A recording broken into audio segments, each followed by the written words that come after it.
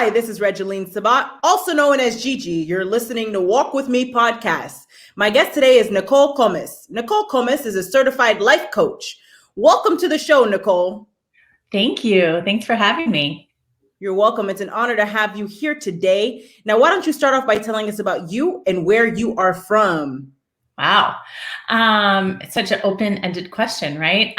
So currently I am living just outside of Atlanta, Georgia. I moved here a year ago. Actually, I think today was my 1-year anniversary from just outside of Chicago. I was in the western suburbs of Naperville and lived there for 28 years. So I came to Atlanta to ride out COVID with my family, and it has been an incredible experience. I love it. And what inspired you to become a certified life coach? So 2003, I started working with my first coach. I had never heard of a life coach before. And a friend of mine started working with a coach. And within 2 weeks, I saw a huge shift in her. And I didn't know what she was doing or what it involved. I just knew I wanted some of that. And I started working with my coach, and it changed my life. I used to be that girl that looked in the mirror and saw everything that was wrong with me.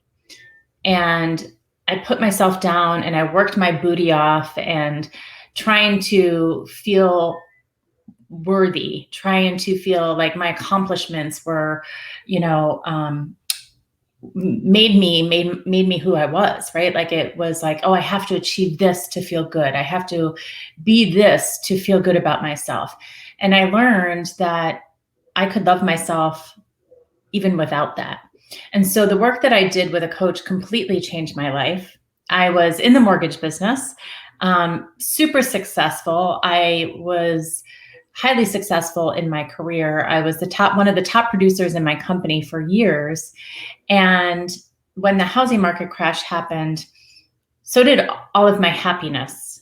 I used to love this job. I was fulfilled by it. I was helping people. I was educating first-time home buyers, and it was my passion.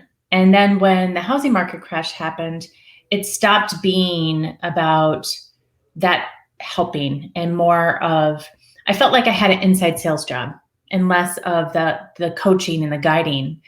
And it was because rates had dropped and so many people were underwater that the industry just naturally changed. And I felt like something was missing for me. And for 5 years, I struggled to get that love and passion back for the mortgage business. And I couldn't. It just wasn't there. And I started working with another coach.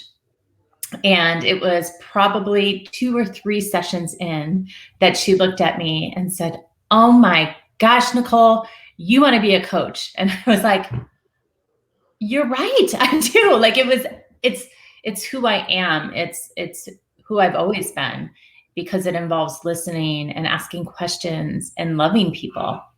And so that's kind of how it all unfolded. I love it. Now, let's talk more about your challenge with being an insecure person. Walk us through that journey of overcoming that, and how did you shift your mindset? Yeah. So it takes a lot of work. It's not an overnight fix. It's not a positive affirmation and it's gone, right? So, my journey has been over the years. The work that I did with her started that process, and it opened up some stuff. I remember, this is 2003, so it was a really long time ago, but I remember looking in the mirror and just starting like, I love my eyes. I have beautiful eyes, right? And like looking at different parts of myself and appreciating who I was and what I had, right? And stop and practicing looking at all the great qualities I have. I have a great personality, right? Like I'm funny, so like it's different stuff like that. So really looking at that stuff and focusing on all of the good that I have instead of focusing on all of the bad. And with my clients now, what I've I've discovered is so, so, so important is to first shine a spotlight on all of our crap. So looking at our fears and our limiting beliefs and our survival mechanisms, because we create these survival mechanisms to protect ourselves, other people, and the world. Sometimes, to hide them from ourselves, what we fear or what we think about ourselves, the things that we don't want other people to know. Right. So to first shine a spotlight on that stuff, so that way you can say, oh my gosh, this is why I do these things. This is why I date unobtainable men, or I am a workaholic, or I, let people walk all over me. Right. So it's first addressing and seeing and understanding those behaviors and thoughts and patterns. So that way, when you have that awareness, they don't have power anymore, because now you have a choice. You can choose to let those fears, limiting beliefs, and survival mechanisms control you, or you can choose to do something different. So that is one of the very first things that I would say is important with self-love. I love it. Now, tell us more about another major challenge that you had to overcome in your life. Oh gosh, which one do I pick? Which one sticks out the most in your mind? The most, gosh, it's so funny because the biggest one for me was leaving the mortgage business. I was in that business for 5 years. Let's see. Let's do another one. Being a caretaker, having a hard time saying no, creating boundaries. Those were huge. And that wasn't just a challenge, in life. That was, a way of being that I had developed since a very, very young age, that I got to work on to overcome. So that way I can create a fulfilling life for myself. And so with that, it was, I got to see, why I was saying yes all the time, right? Why I was a caretaker and a people pleaser. And it was because I felt like in order to be loved, in order to be accepted, that's how I had to be, that I had to go over and above to help people, that, and a lot of times it wasn't help that was asked for. It was help that I just felt like I needed to give. Right. So, I was always the yes person. Somebody would ask me for help or to volunteer or to be a part of a committee. And I always said yes, until one time I heard somebody say, oh, ask Nicole. She doesn't know how to say no. And I was like, oh, there's a big thing. Right. So I got to practice to say no and practice creating boundaries. And so now I teach people how to do that. Very powerful. Stand in your no. Yeah. Love it. Now, tell us. At first it's standing in your no, but it's also about first looking at what are your priorities? What are your values? And those things that are important to you, making those a priority, right? Making your priorities a priority, right? And learning how to say no to those things that aren't in alignment with your values and your priorities and your goals in life. It's super powerful and super important. I love it. Now, tell us more about a time in your life where you experienced an aha moment. An aha moment. An aha moment. I would say, doing what I do, right? Like when I became a coach and first off, when my coach at the time, her name was Diane, said to me, you want to be a coach? And I was like, oh yeah, that's what I want. Right.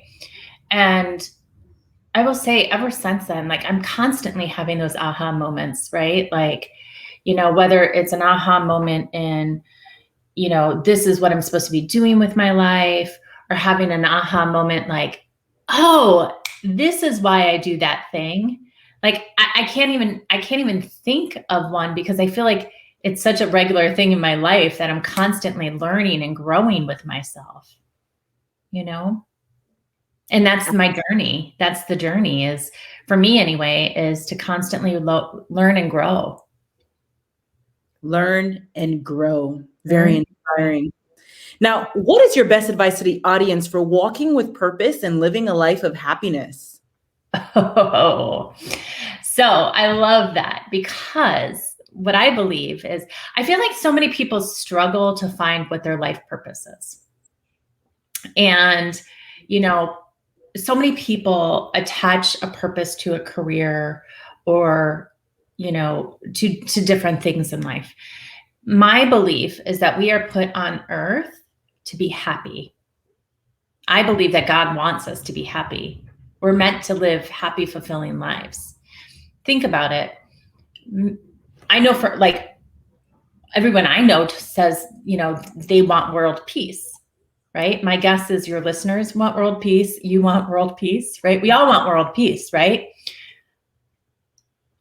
The only way to create world peace is for you to be happy and healthy, right? So how can we create a world of happy and healthy people? When there's happy and healthy people, it's hard to be angry, right? It's hard to fight if you don't want to fight when you're happy, right? So my belief is that all of our purpose is to live happy and fulfilling lives, you know, and it doesn't necessarily mean, you know, what you do for a living. Yes, you get to enjoy what you do for a living. So important, right? But that's such a small piece, you know? So what brings you joy? What brings you happiness? All of my clients look at their lives. When we first start working together, we talk a lot about fears and limiting beliefs and survival mechanisms.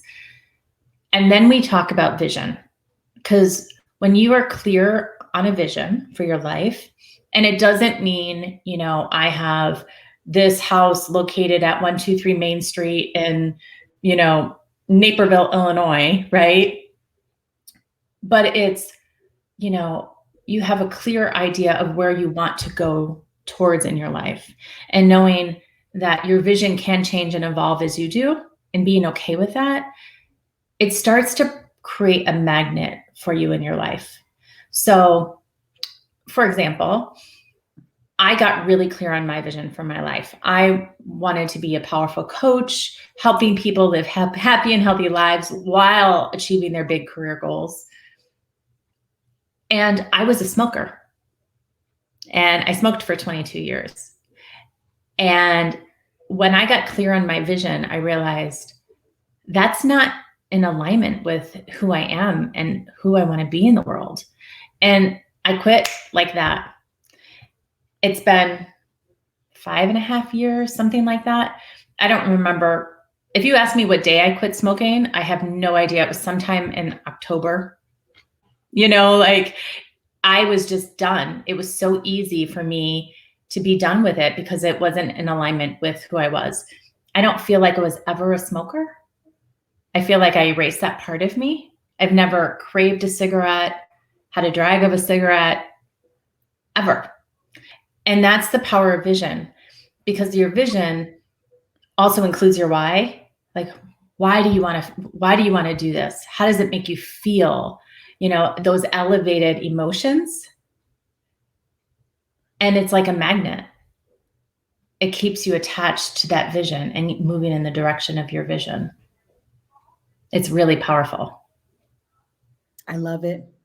Nicole, thank you for being a guest on Walk With Me podcast. Now, where can the audience find you? Well, you can check me out on my website at www.nicolecomis.com.